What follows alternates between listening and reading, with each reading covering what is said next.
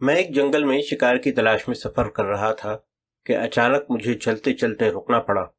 پیچھے کچھ آواز سنائی دی تھی۔ مڑ کر دیکھا تو ایک ریچھ پر نظر پڑی جو دور سے بھاگتا چلا آ رہا تھا۔ میں نے یہ نتیجہ اخذ کیا کہ یا تو ریچھ نے مجھے دیکھ لیا ہے اور اب حملے کی خاطر میری جانب بڑھ رہا ہے، یا کسی درندے سے ڈر کر بھاگ آیا ہے۔ میں نے چاروں طرف نظر دوڑائی، لیکن کوئی ایسی جگہ نظر نہ آئی جہاں چھپ کر جان بچا سکتا۔ قریب ہی ایک درخت تھا۔ میں یہ سوچ کر تیزی سے اوپر چڑھ گیا کہ اگر ریچھ نے ابھی تک مجھے نہیں دیکھا تو یقیناً بھاگتا ہوا آگے نکل جائے گا، اور جب وہ کافی دور چلا جائے گا تو میں نیچے اتروں گا۔ اب میں زمین سے 20-25 فٹ کی اونچائی پر تھا۔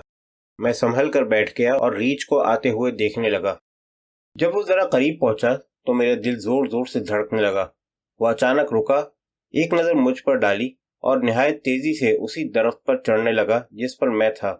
میری جان ہی نکل گئی۔ سوچنے سمجھنے کی سوجھ بوجھ جاتی رہی۔ دل کی دھڑکن خوفناک حد تک تیز ہو گئی اور جسم میں خون منجمد ہوتا محسوس ہوا۔ یوں معلوم ہونے لگا جیسے ابھی گرنے والا ہوں، لیکن ریچھ مجھ پر حملہ کرنے کے بجائے تیزی سے میرے قریب سے گزرا اور 1-2 گز اوپر جا کر ایک موٹی شاخ پر بیٹھ گیا۔ میں نے بڑی مشکل سے اپنے آپ کو سنبھالا۔ بندوق جو میرے ہاتھ میں تھی معجزانہ طور پر گرنے سے بچ گئی تھی۔ ریچھ کبھی میری طرف اور کبھی اس طرف جدھر سے وہ آیا تھا دیکھتا رہا۔ اب میں نے اندازہ لگایا کہ ریچھ کچھ بوکھلایا ہوا ہے اور غالباً کوئی درندہ اس کے تعاقب میں ہے۔ چند لمحے ہی گزرے ہوں گے کہ میں نے ایک شیر کو تیزی سے آتے ہوئے دیکھا۔ اب معمہ حل ہو گیا۔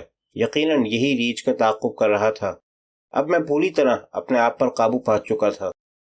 شیر جب ہم سے چند گز کے فاصلے پر پہنچا تو رک گیا۔ اس نے شاید ہماری بو پا لی تھی۔ شیر نے اپنا بڑا سا سر اوپر اٹھایا اور درختوں کی طرف دیکھنے لگا۔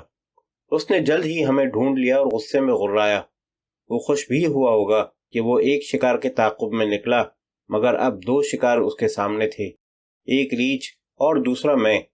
مجھے شیر سے زیادہ خوف محسوس نہیں ہوا، کیونکہ میں اتنے فاصلے پر تھا کہ وہ جست لگا کر مجھ تک نہیں پہنچ سکتا تھا۔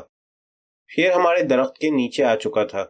وہ کچھ دیر تو کھڑا ہمیں گھورتا رہا، پھر وہیں بیٹھ گیا، لیکن اس کی نظریں اب بھی ہم پر جمی ہوئی تھیں۔ اب میرے لیے بڑا پریشان کن لمحہ تھا۔ میں 2 درندوں کے درمیان گھرا ہوا تھا۔ شیر کے متعلق میرا خیال تھا کہ وہ کب تک بیٹھا رہے گا، آخر کبھی تو اسے جانا ہی ہوگا۔ کافی سوچ بچار کے بعد میں نے فیصلہ کیا کہ ریچھ کو مار گرایا جائے۔ ایک تو ریچھ سے جان بچے گی، دوسرے شیر بھی شاید بندوق کی آواز سے بھاگ جائے۔ میں نے فوراً بندوق کی نالی ریچھ کی طرف کر دی۔ ٹریگر دبانے ہی والا تھا کہ اس نے کمال پھرتی سے نالی کا اگلا سرا پکڑ لیا اور نالی کو نیچے کی طرف جھٹک دیا اور پھر اپنی جگہ جا بیٹھا۔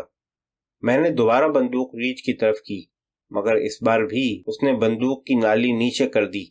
میں نے کئی بار ریچھ کو ہلاک کرنے کی کوشش کی، مگر ہر بار اس نے بندوق نیچے کر دی۔ اس نے چند ایسے اشارے بھی کیے جن سے میں بخوبی سمجھ گیا کہ ریچھ مجھے شیر کو مارنے کے لیے کہہ رہا ہے۔ میں نے ریچھ سے نظریں ملائیں تو اس کی آنکھوں میں التجا کی جھلک دیکھ کر مسکرا دیا۔ اب مجھے یقین ہو گیا کہ ریچھ مجھے نقصان پہنچانے کا ارادہ نہیں رکھتا۔ دوسرے ہی لمحے میں شیر کو ہلاک کرنے کا فیصلہ کر چکا تھا۔ شیر بدستور سر اٹھائے ہمیں دیکھ رہا تھا۔ میں نے بندوق کی نالی شیر کی طرف کی، سر کا نشانہ لیا اور اللہ کا نام لے کر گولی چلا دی۔ شیر کے سر سے خون کا فوارہ پھوٹ پڑا۔ دوسرے ہی لمحے وہ زمین پر پڑا، ماہی بے آب کی طرح تڑپ رہا تھا۔ میں نے ایک اور فائر کیا اور درندہ خاموش ہو گیا۔ اب میں ریچھ کی طرف دیکھنے لگا۔ وہ کافی دیر تک خاموش بیٹھا رہا اور شیر کی طرف دیکھتا رہا۔ شاید اسے ابھی تک اس کے مرنے کا یقین نہیں ہوا تھا۔ پھر وہ احتیاط سے آہستہ آہستہ درخت سے نیچے اترا اور ایک طرف کو چلا گیا۔ میں سمجھا کہ شاید وہ واپس جانے والا ہے، مگر وہ ایک درخت کی چھوٹی سی سوکھی ٹہنی اٹھا کر واپس آ گیا۔ وہ شیر کے قریب آیا اور ٹہنی کا دوسرا سرا شیر کے کان میں زور زور سے گھمانے لگا، مگر جب شیر کے جسم میں کوئی حرکت نہ ہوئی تو ریچھ کو یقین آیا کہ واقعی شیر مر چکا ہے۔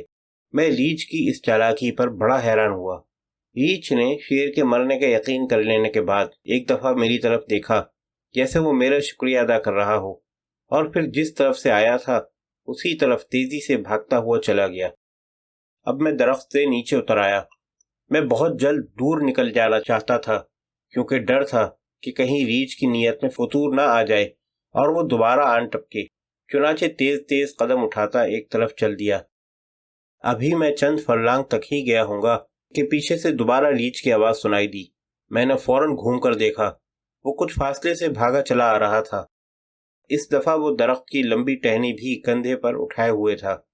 میں نے دل میں کہا، پہلے تو کسی طرح جان بچ گئی تھی، اب کی بار مارے گئے۔ اب کسی جگہ چھپنا بے سود تھا، کیونکہ ریچھ مجھے دیکھ چکا تھا۔ چنانچہ وہاں کھڑا رہا اور دل میں دعا کی، یا خدا، جس طرح تو نے پہلے بچا لیا تھا اس دفعہ بھی بچا لے۔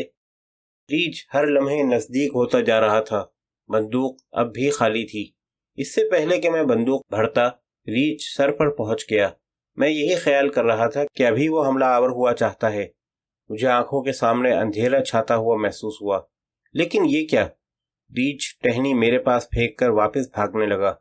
میں نے ٹہنی کی طرف آنکھ اٹھا کر بھی نہ دیکھا اور ریچھ کو جاتا دیکھتا رہا۔ جب وہ نظروں سے اوجھل ہو گیا تو ٹہنی کی طرف متوجہ ہوا اور یہ دیکھ کر ہکا بکا رہ گیا کہ ٹہنی کے ایک سرے پر شہد کا ایک چھتا لگا ہوا تھا، اس پر مکھیاں بھی نہ تھیں۔ جب میں نے اسے ٹٹولا تو اسے شہد سے بھرا ہوا پایا۔ شاید شیر کے ہلاک کرنے کے صلے میں میرا انعام تھا۔ شام ڈھلے تک مجھے اور کوئی بھی شکار نہ مل سکا اور میں نے ایک ایسے غار کو شب بصری کے لیے منتخب کیا جس کے قریب ہی ایک بہت بڑی جھیل تھی۔ غار کچھ اونچائی پر واقع تھا، جہاں سے جھیل صاف طور پر نظر آتی تھی۔ غار کے بائیں جانب ایک اونچی پہاڑی تھی، دائیں طرف کی پہاڑیاں زیادہ اونچی نہ تھیں۔ غار کا منہ اور سامنے کا حصہ دن کو تو روشن رہتا، لیکن جب سورج غروب ہونے کو ہوتا تو بائیں جانب کی پہاڑی کے سائے کی وجہ سے غار کے اس حصے میں قدرے اندھیرا چھا جاتا، جس کی وجہ سے غار کے منہ پر بیٹھا آدمی تو جھیل اور آس پاس کے علاقے بخوبی دیکھ سکتا تھا، مگر جھیل کے نزدیک سے اسے کوئی نہ دیکھ سکتا تھا۔ سورج غروب ہونے کو تھا۔ میں غار کے منہ پر بیٹھا جھیل اور ارد گرد پھیلے ہوئے ہرے بھرے درختوں کو دیکھ رہا تھا کہ اچانک ایک شیر درختوں کے پیچھے سے برآمد ہوا۔ وہ خراما خراما جھیل کی طرف آ رہا تھا، غالباً پیاس بجھانے کی فکر میں تھا۔ غار کے منہ پر اندھیرا تھا، مگر پھر بھی میں ذرا اندر کو سرک گیا کہ کہیں جنگل کے بادشاہ کی نظر نہ پڑ جائے اور مفت میں کسی مصیبت میں گرفتار نہ ہو جاؤں۔ شیر جھیل کے کنارے پہنچا اور منہ پانی میں ڈال دیا۔ اسے پانی پیتے ابھی چند لمحے ہی گزرے تھے کہ ایک کالے رنگ والے جانور نے اپنا بڑا سا منہ پانی سے باہر نکالا۔